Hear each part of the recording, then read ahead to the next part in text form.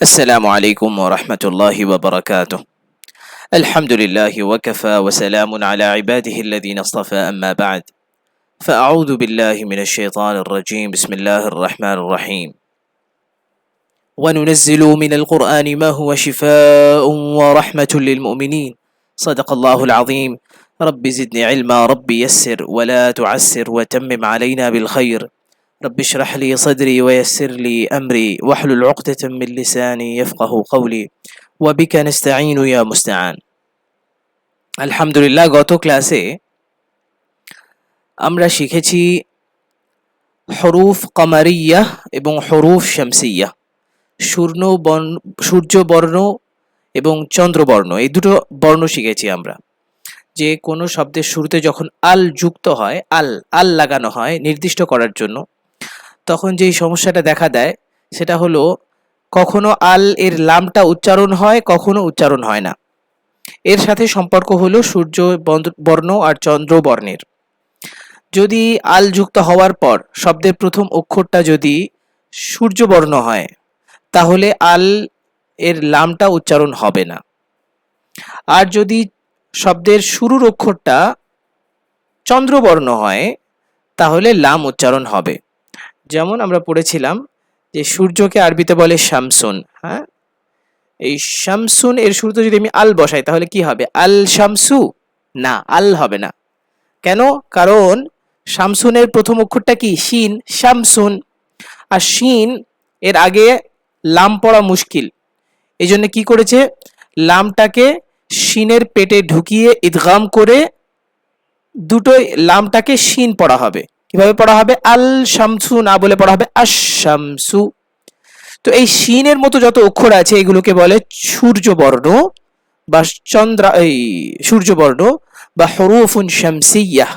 হরুফুন শামসিয়াহ এরকম 14টা বর্ণ আছে শিন সহ।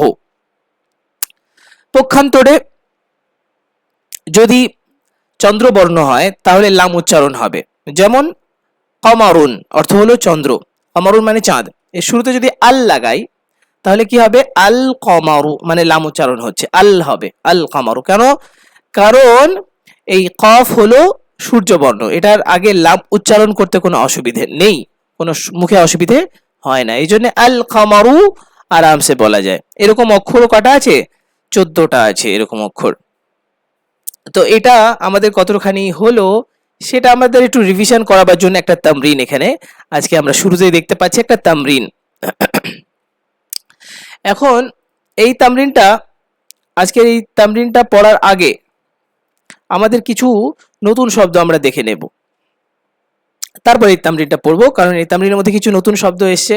নতুন শব্দ মানে হলো মজার জিনিস, নতুন নতুন শব্দ শিখবো এবং শব্দ শেখার নিজের ব্রেনের উপর আমরা চাপ দেব না, এই শিখতেই হবে, না শিখলে মুখে হয়নি, হাই রে কি হবে আমার, আমি তো পড়ছি কিন্তু মনে থাকছে না, এইসব কথা মাথাতেই আনবেন। একবার পড়ুন, মনে থাকলেও আলহামদুলিল্লাহ, না থাকলেও আলহামদুলিল্লাহ, ঠিক আছে?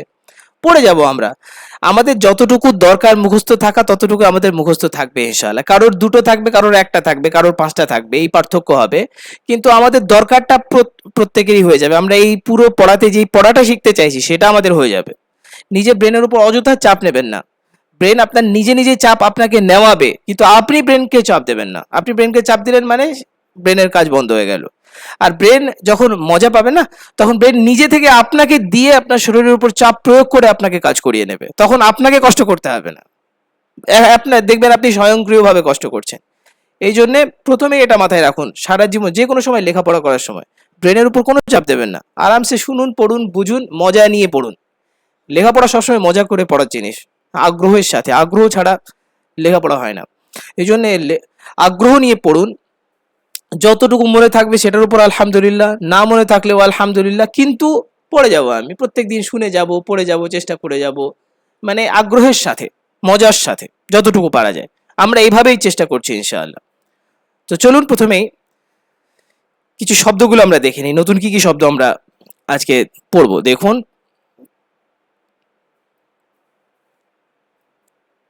আচ্ছা, মাশাআল্লাহ। প্রথমেই আমরা দেখতে পাচ্ছি ভাই। ভাইয়ের আরবি হলো আখুন। আখুন মানে ভাই।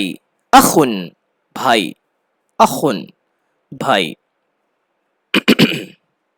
একজন ভাই আর কি, আখুন মানে কি একজন ভাই। তারপরে মুহাম্মদ, মুহাম্মদ একজন রসুল, মুহাম্মদ কি একজন রসুল সাল্লাল্লাহু আলাইহি সাল্লাম, এটাকে কি বলে আরবিতে? রাসূলুন, রাসূলুন একজন রসুল।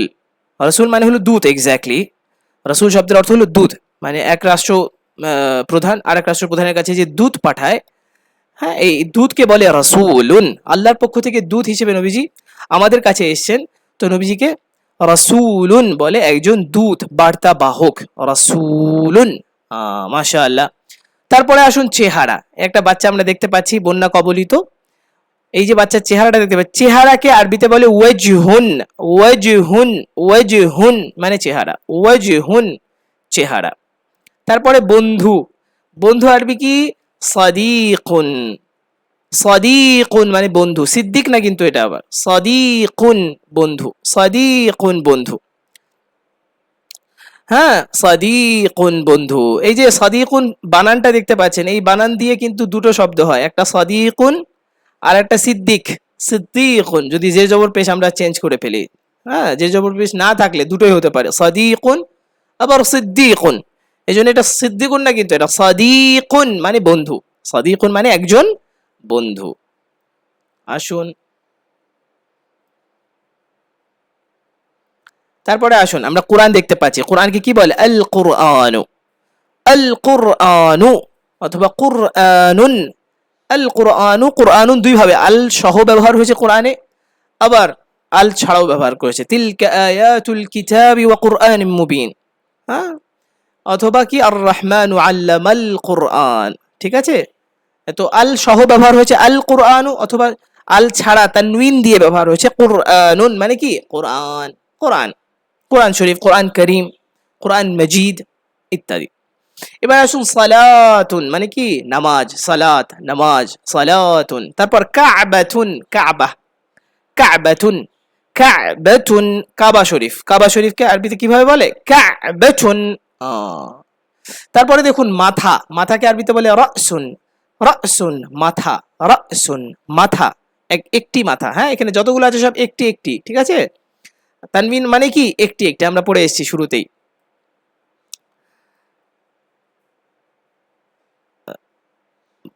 বাবা এক মিনিট, এক মিনিট, এক মিনিট, এত ঝামেলা কেন করছে?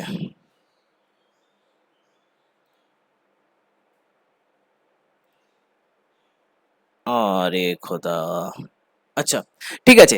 এবার আসুন দেখুন,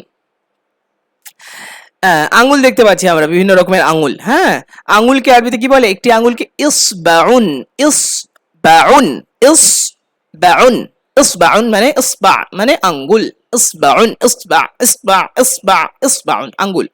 তারপরে সাবান, সাবুনুন, সাবুনুন, সাবুনুন সাবান, সাবুনুন সাবান। তারপরে দেখুন নখ, হাতের নখকে কি বলে? যুফরুন, যুফরুন, যুফরুন মানে কি নখ, একটি নখ, যত আছে সব একটি নখ, যুফরুন। তারপর আল ফাজরু, আল এখানে আলওয়ালা কিন্তু দেখেছেন, ফজরুন না, আল ফজরু মানে ফজরের নামাজ, আল ফজরু ফজরের নামাজ, অথবা আল ফজরু অর্থ হলো হ্যাঁ একদম শুভে সাদিক, এই সময়টাকে বলে আল ফজরু, সূর্যোদয়ের আগের অংশটাকে কি বলে? ফজরুন। যখন পূব দিগন্ত কি হয়ে যায়? ফর্সা হয়ে যায়, একদম পুরো পূব দিগন্ত ফর্সা হয়ে যায়, একে বলে ফজরুন, আল ফজরু। এই ফজর দুই রকম, হ্যাঁ আল ফজরুল সাদিক, আল ফজরু আল কাযিব। একটা হলো ঠিক সকাল, আর একটা হলো মানে ঠিক প্রভাত, আর একটা হলো ভুল প্রভাত, ঠিক আছে, ঠিক প্রভাত একটা ভুল প্রভাত। হ্যাঁ আমরা ঠিক প্রভাত যেটা, সেটাতে ফজরের নামাজ পড়ি আর কি, হ্যাঁ। আর এর আগে একটা ছোট্ট করে চিকন করে দাগ ওঠে সাদা সাদা করে, ওটা কি হয়? ভুল প্রভাত। দেখে অনেকে মনে করে যে এটা হয়তো বা ভোর হয়ে গেছে, কিন্তু আসলে ভোর প্রভাত হয়নি। আল ফজরু, আল ফজরু মানে ফজর। সুবহানাল্লাহ। আল্লাহুম্মা মাহলান, আল্লাহুম্মা আমহিলনা, আল্লাহুম্মা আলহিমনা। আচ্ছা এরপরে আসুন, তারপর দেখুন জোহরের নামাজ, জোহরের নামাজ কি বলে? আয-যুহরু, আয-যুহরু, হ্যাঁ জুহুরের নামাজ, জুহুর শব্দটা যুহুর পেশ দিয়ে, হ্যাঁ আয-যুহরু জোহর, আয-যুহরু জোহরের নামাজ, আয-যুহরু সব আল দিয়ে। তারপর আল আসরু আসরের নামাজ, আল দিয়ে, আল আসরু